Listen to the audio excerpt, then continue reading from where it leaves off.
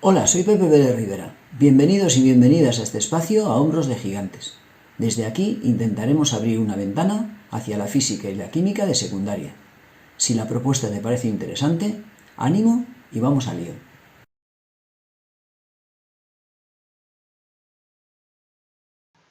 Vamos a estudiar para el curso de primero de bachillerato y dentro del tema método científico las componentes de un vector. Trabajaremos inicialmente con un vector en el plano para después pasar al tratamiento de un vector en el espacio añadiendo la componente z. Para ello, consideraremos un vector en el plano XY, de manera que nuestro primer sumando va a ser un vector horizontal resultante de tomar el vector unitario Y, es decir, el vector que mide una unidad a lo largo de la dirección del eje X en el sentido positivo, y multiplicarlo por el valor de la coordenada. Es decir, si queremos que un vector mida 5 unidades, este unitario que vale una unidad lo multiplicaremos por 5. Con lo cual, nuestro vector genérico X por Y es el resultado de un vector que, arrancando en el origen de coordenadas, tendría su extremo en el punto de valor X de ese eje. A continuación haremos lo propio en el eje Y. Es decir, tomaremos el vector unitario, el vector que mide una unidad en el eje Y, el vector J, y lo multiplicaremos por el valor correspondiente a la coordenada en ese eje. Si queremos un vector que mida 4 unidades, multiplicaremos el vector que mide 1, el vector unitario J, por 4. Genéricamente, si queremos un vector que mida Y unidades, multiplicaremos el vector J por Y. Y este será nuestro vector resultante. A continuación, sumaremos estos dos vectores trazando el paralelogramo. Por el extremo del vector XY, es decir, por el punto de coordenada X, trazaremos una paralela al eje Y. Y asimismo, por el punto de coordenada Y de este eje, trazaremos una paralela al eje X. De este modo, y obtenido el paralelogramo, su diagonal es el vector resultante de sumar el vector horizontal, que era X por Y, más el vector vertical, que era Y por J. A los valores X e Y les llamamos componentes de un vector. Y observa que ya en algún momento comentamos en algún vídeo anterior cómo descomponer el vector. Sería el resultado de efectuar el proceso inverso. Tendríamos el vector y por su extremo trazaríamos una paralela al eje Y para encontrar la componente X del vector y trazaríamos una paralela al eje X para encontrar la componente Y del vector. Escribiremos nuestro vector R como X por Y más Y por J. En algún caso podrás encontrar el vector escrito de esta manera. Esta suele ser una notación muy frecuente en matemáticas, pero nosotros omitiremos esta notación para quedarnos con X por Y más Y por J. Si a continuación pasamos al tratamiento en el espacio, nos encontraremos lo siguiente.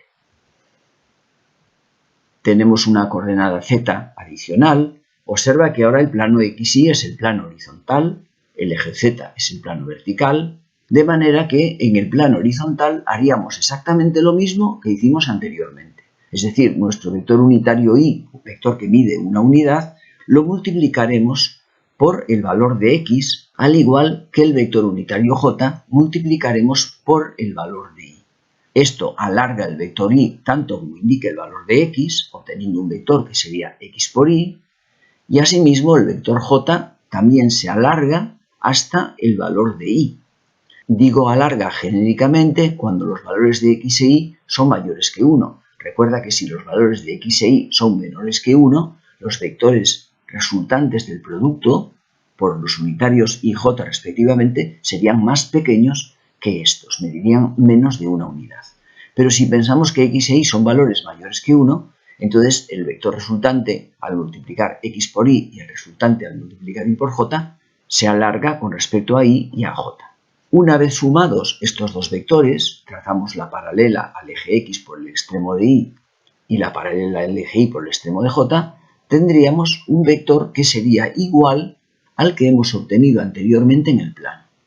Dado que no es nuestro vector final resultante del procedimiento, en lugar de llamarlo vector R, lo vamos a llamar vector A. Es un vector intermedio en el procedimiento para obtener el vector R final. Porque a este vector A Ahora le falta la componente z. Tendríamos que tomar, por tanto, el vector unitario en la dirección del eje z, el vector k, y lo multiplicaremos por el valor de la componente z. Si el valor de la componente z es, por ejemplo, 3, obtendríamos el vector 3k, verticalmente hacia arriba si esa componente es positiva, verticalmente hacia abajo si esa componente es negativa. En nuestro caso, tomaremos un valor genérico z, de manera que obtendríamos el vector zk. Este vector zk es el vector que sumaremos a continuación con el vector a para obtener el vector r final resultante del procedimiento. De manera que por el extremo de a trazamos una paralela al vector zk y por el extremo de zk trazamos una paralela al vector a. La diagonal del paralelogramo, hemos trazado el paralelogramo, como puedes ver, rayándolo para visualizarlo mejor, esa diagonal será el vector r, vector que resulta de sumar zk al vector a, es decir, a x por y más y por j. Así que tendremos el vector a, x por y más y por j, más el vector zk. Observa en esta aplicación de GeoGebra cómo podemos representar el vector y cómo podemos visualizarlo girando la figura para observar mucho mejor el procedimiento. Tenemos nuestro eje X dibujado en color rojo, nuestro eje Y dibujado en color verde y finalmente el eje Z vertical dibujado en color azul. Vamos a trazar el vector X por Y. Para ello,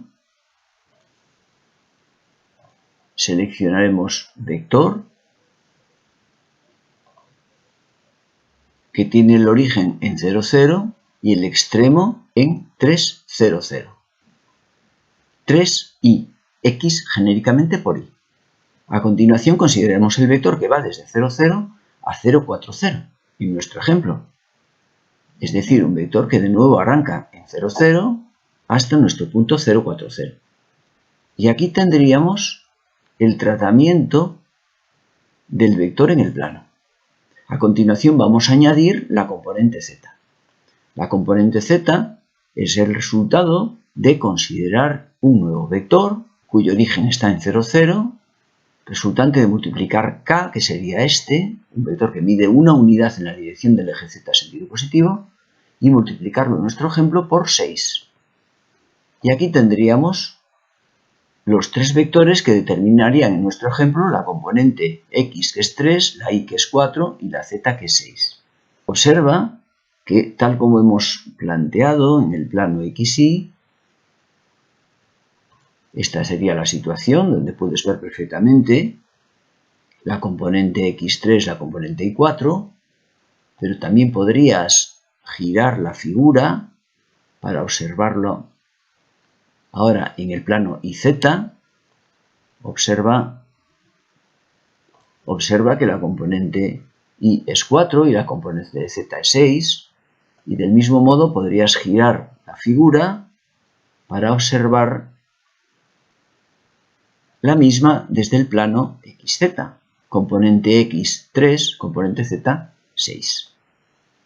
Y este sería nuestro vector 3y más 4j más 6k. Este vector lo representaremos de esta manera en la notación física y, como hemos dicho, es frecuente que en matemáticas lo puedas encontrar escrito de esta otra forma, aunque nosotros esta notación no la utilizaremos. Observa nuestra situación, de acuerdo con nuestra figura, los siguientes aspectos de terminología. Cuando hacemos referencia al punto P, el punto extremo de nuestro vector, los valores de x, y z se llaman coordenadas. Las llamaremos coordenadas. Observa que son los mismos que cuando pensamos en el vector x, y z.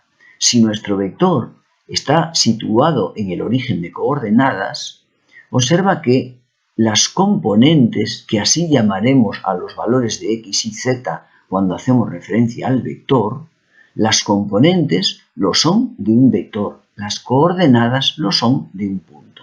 Por tanto, cuando hablemos del vector hablaremos de componentes, cuando hablemos de coordenadas hablaremos de un punto.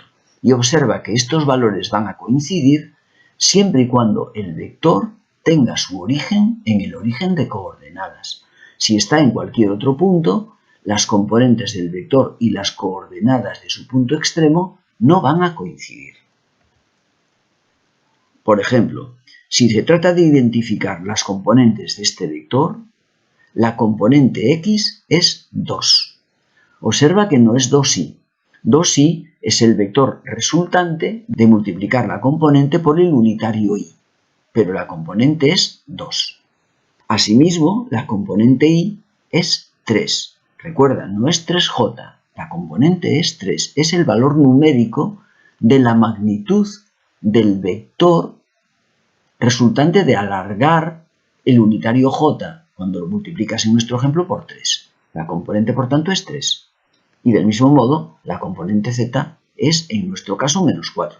Observa que la figura no se corresponde exactamente con el vector que hemos tomado como ejemplo. En el ejemplo, al ser la componente z negativa, esta apuntaría hacia abajo y el vector estaría situado de manera que su punto extremo está por debajo del plano xy.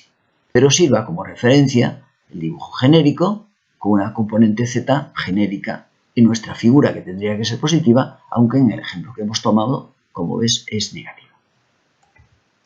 Y es todo en esta ocasión. Si te pareció interesante la propuesta, nos vemos caminando entre la ciencia como siempre, subidos a hombros de gigantes.